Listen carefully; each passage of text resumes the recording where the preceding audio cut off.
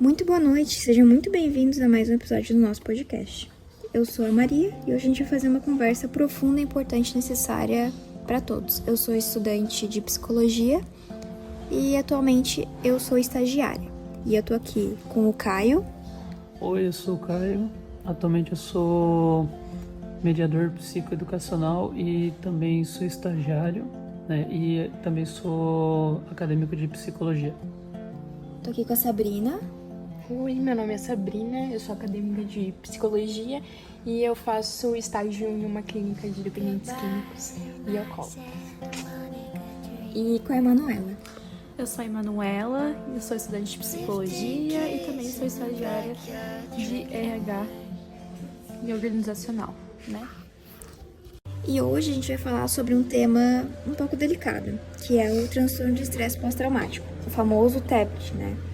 E é mais do que isso, né? A gente vai combater uma ideia muito presente, né, na linha de frente, né, de que sentir o trauma é um sinal de fraqueza.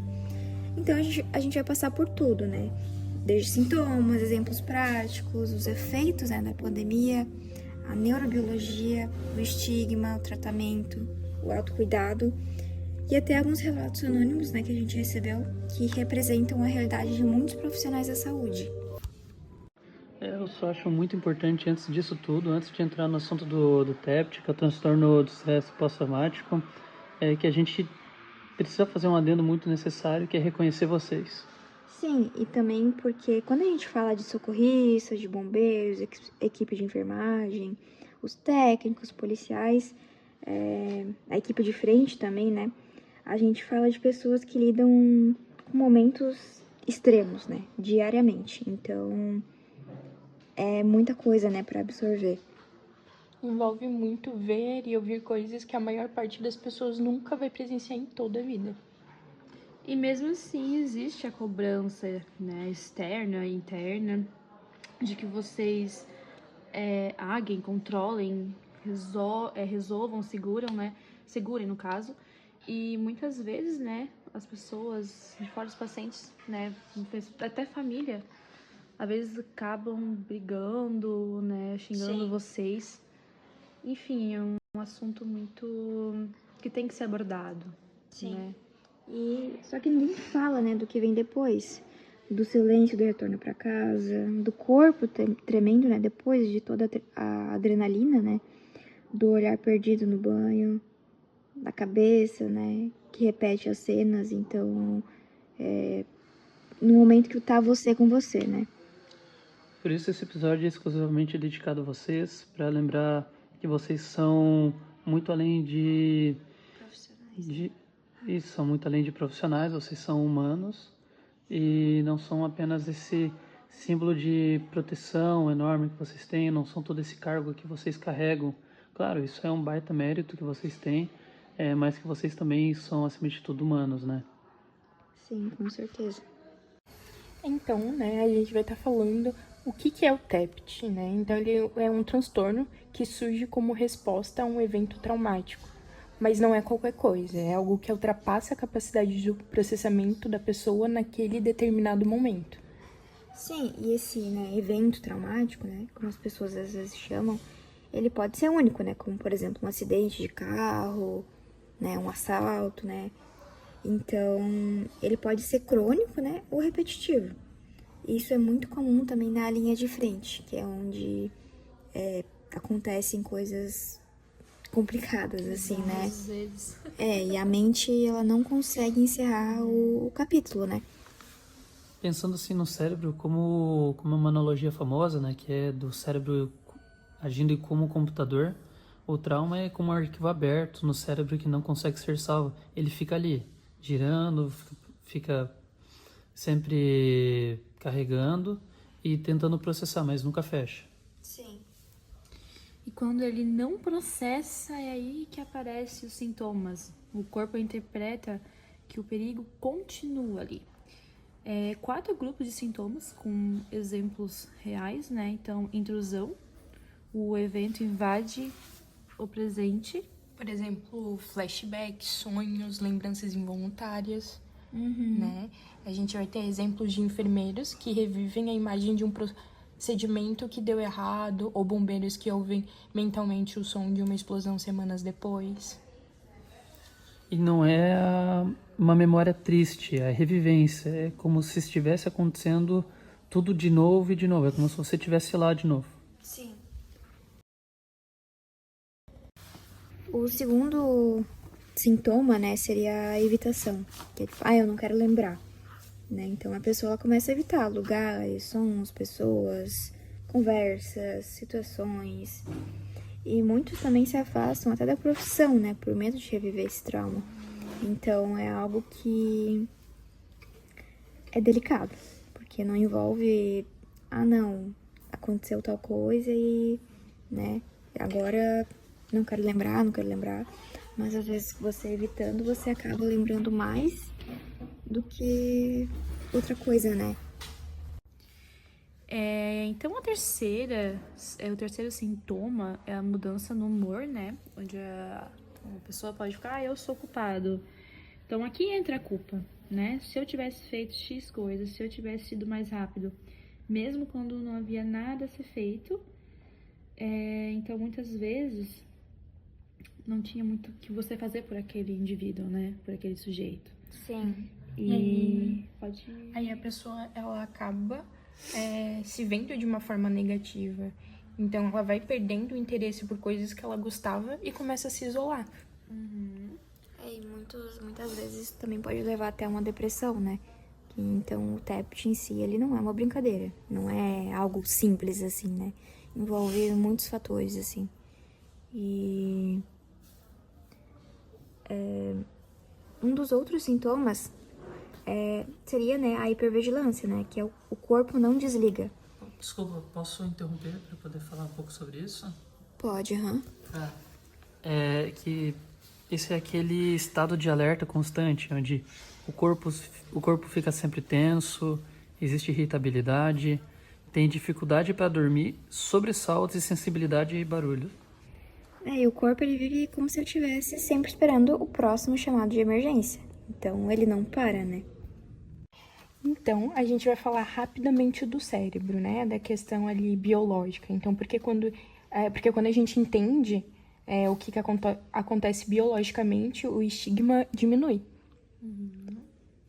Sim, aí tem no cérebro temos a amígdala, que vai soar como um alarme, né?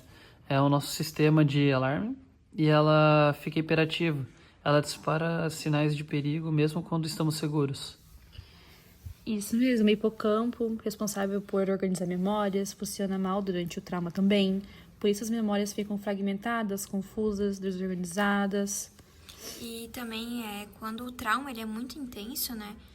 A parte racional, que analisa, decide, controla, ela fica inibida. Né, que seria a parte ali do córtex pré-frontal, né? Que a parte racional, ela meio que desliga, né? Sim. E aí isso normalmente acontece quando o trauma ele é muito intenso, né? Então a parte racional, que analisa, decide e controla, fica inibida. Então quando a gente entende e fica claro que o TEPT não é frescura, e sim neurobiologia, que no caso é basicamente o cérebro tentando sobreviver. Isso mesmo. Sim. Tá, falando sobre realidades e cenários que acontecem, vamos trazer a realidade de vocês para uma conversa. Então, né, sobre os atendimentos traumáticos repetidos, né? Então, a repetição, ela torna o trauma acumulativo. Não é um evento, são dezenas de eventos, né? Então, alguns casos, né, mais comuns, né, citados, né, por profissionais, a gente vai falar um pouco, né, sobre isso, sem identificar, né, as pessoas. Então, encontrar, né, as vítimas em estado grave, as perdas, né, frequentes no plantão, né, então todo dia ter que lidar, né, com a morte, né, então... Principalmente no Covid, né? No Covid, exatamente. E a impotência, né, diante de situações sem recursos, né, que você não tem o que você possa fazer. Você meio que só tem que, né, entre aspas, assim, aceitar. As crianças em situações traumáticas, né, a violência doméstica, os acidentes fatais, os desastres naturais também. Então, o trauma do, eu tinha que salvar, eu poderia ter feito mais. Então, isso é algo que não tá no alcance, né? Sim, e muitas vezes o sofrimento está em não conseguir salvar quem não tinha como ser salvo. Sim. E vamos ser sinceros, né? Essa sensação corrói muito mais quem tem vocação de cuidado. Verdade. Sim, com certeza. Então, turnos longos, equipes reduzidas, falta de apoio, burocracia que sufoca, falta de reconhecimento. Então, tudo isso corrói muito o profissional, né? Sim. Que está ali. Vai desgastando, né? Uhum. Então, assim, a vida pessoal, ela fica afetada. Com certeza. Então, assim, né, muitos relatam a dificuldade para se conectar com a família, a irritabilidade, a sensação, né, de distanciamento emocional. Ah, não tô conseguindo, por exemplo, ficar no mesmo ambiente que meu filho. Chega depois de um dia de trabalho exaustivo, o filho às vezes quer brincar, né, criança, enfim. E às vezes a pessoa Não realmente consegue, né? não consegue, não é culpa dela, né? Então a gente tem que olhar por esse lado também. Então, e falando sobre a pandemia, é certo dizer que ela foi um capítulo de trauma coletivo sem precedentes. Alguns cenários que acabaram sendo vividos foi o medo constante de contaminação, trabalhar exausto, perder pacientes sem sequência, perder colegas de profissão, faltar material, não ter tempo para sentir. Sim, foi um trauma crônico, né? Onde ali acontecia diariamente. Sim, as consequências, apesar de já fazer, né, fazem 4 anos, né, finalzinho ali de 2021, mais ou menos, um pouquinho antes, as consequências, elas continuam aparecendo até hoje. Então, muitas vezes, né, existem pessoas que podem, né, ter o transtorno do estresse pós-traumático, mas não sabem, né, às vezes, ou, né, pode, sei lá, achar que é uma depressão, alguma coisa assim, que também pode estar ligado, né, mas é algo que tem que ser mais discutido, né? Um estudo de um caso, né, que eu participei, era de uma enfermeira que logo que ela se formou em 2019 ali, e em 2020 já estava diretamente na linha de frente do Covid na época, né? E eu lembro de uma fala que ela trouxe, que foi onde ela tinha que fazer procedimentos de uma funerária, né? Então, pensa o trauma na época para os enfermeiros também, né? Que estavam na linha de frente, né? Não só enfermeiros, como uma equipe multidisciplinar, médicos, enfim. Então, realmente foi uma época muito complicada. E até hoje ainda tem o trauma, né? Então, muitas vezes escutas, como a gente falou no início, escuta de sons de ambulância, às vezes, né, passar na frente de hospitais. Então, realmente é um assunto que tem que ser mais discutido, porque eu não vejo tanto assunto sobre isso. Sim. Né? Mas também tem muitos artigos que dizem que desde a pandemia aumentou muito a porcentagem de estresse pós-traumático, né?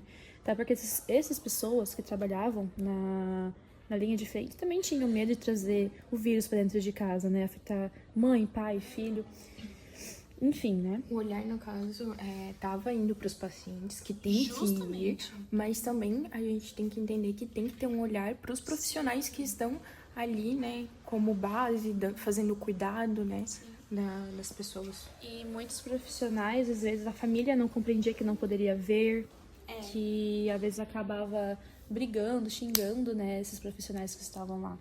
Então Que o caixão ali era fechado, né? Lacrado. justamente não podia mais ver. Então tem que também ter esse olhar, né, por o indivíduo, pro profissional em si. E assim, ela como, né? Ela se formou em 2019. Sim. Então, em 2019, ok, ainda não tinha iniciado a pandemia. Mas 2020, uma recém-formada, já ir pra linha de frente do Covid é algo muito intenso. Não tem como, às vezes, não se afetar, né?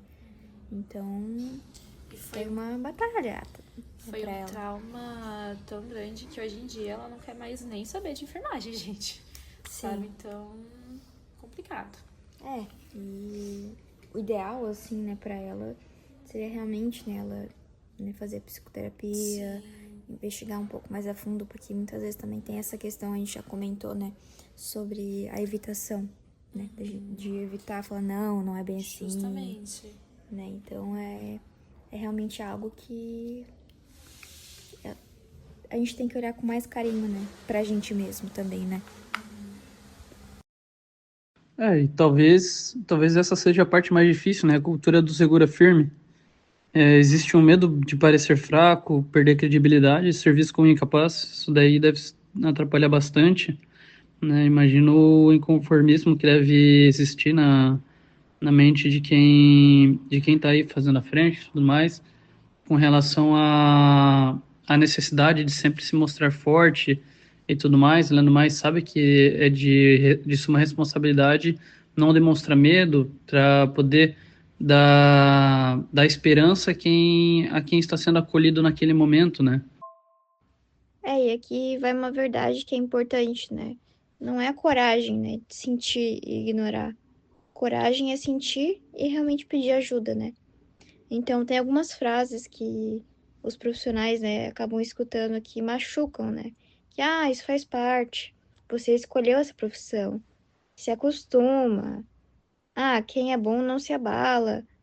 E essas frases, elas matam, né, o diálogo e aumentam o sofrimento. Então, a gente precisa olhar com mais carinho para as pessoas, né? Porque além delas estarem cuidando de outras pessoas, elas também precisam ser cuidadas, né? Então, agora falando um pouquinho sobre o tratamento e os caminhos de recuperação. O TEPT, né, ele tem tratamento, ele não é uma sentença permanente. Então, aqui eu vou dar alguns exemplos de terapias que elas são eficazes, né? O MDR, que ele é como se, né, ele imita um processo parecido com a fase do REM, né, do sono, quando a gente sonha, né? Em que o cérebro, naturalmente, ele processa emoções. Então, é como se fosse dar uma mãozinha para o cérebro terminar um serviço que ficou preso. E, além disso, né, além dessa terapia, a gente tem também a TCC, focada em trauma, a terapia de exposição prolongada e algumas abordagens psicodinâmicas específicas, né? Então, também há casos que a medicação ela é importante e ela ajuda, né? Especialmente, né, para regular o sono, a ansiedade e o humor também. Então, sempre, né, dependendo do caso, é bom ter esse conjunto, né? Tanto das terapias como da medicação também. Mencionando um pouco sobre autocuidado na prática agora, não estamos falando de tomar um banho relaxante. É algo um pouco mais profundo. É regular o sono, é voltar a sentir prazer em pequenas coisas. São exercícios físicos moderados, conexão com amigos e família, rotina de descanso real. É bom ter uma rede de apoio entre colegas. O apoio entre profissionais é uma das ferramentas mais protetoras e ajuda bastante. Conversar sobre o que sentiram, normalizar, falar sobre impacto emocional. Acho não, né? Algo muito importante nisso tudo é sim poder ter com quem contar e com quem conversar no final das contas. Então, se você está ouvindo isso e percebe que algum desses sintomas fazem parte da sua vida, da sua rotina, do seu contexto, convido vocês a estarem respirando um pouco, né?